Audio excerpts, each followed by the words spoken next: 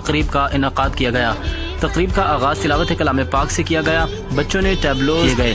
اس موقع پر پرنسپل حمیرہ طاہر نے کہا ہے کہ 23 مارچ محسنوں کو بھلا دیتی ہے، تاریخ بھی انہیں ہمیشہ کے لیے فراموش کر دیتی ہے۔ ظلم، مظالم، متعصب کے خلاف جد و جہد کر کے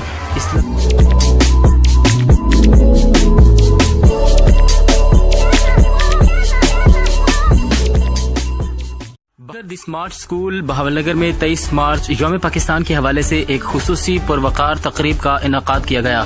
تقریب کا آغاز تلاوت کلام پاک سے کیا گیا۔ بچوں نے ٹیبلوز، تقریری مقابلے اور شہداء پاکستان کو خراج عقیدت پیش کرنے کے لیے ملی نغمے بھی پیش کیے۔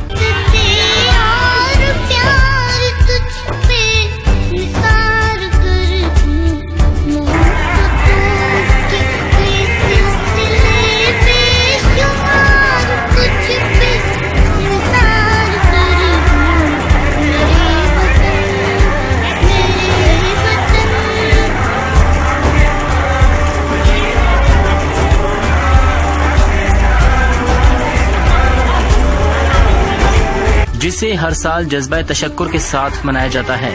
جو قومیں اپنے شہیدوں اور محسنوں کو بھلا دیتی ہیں، تاریخ بھی انہیں ہمیشہ کے لیے فراموش کر دیتی ہے۔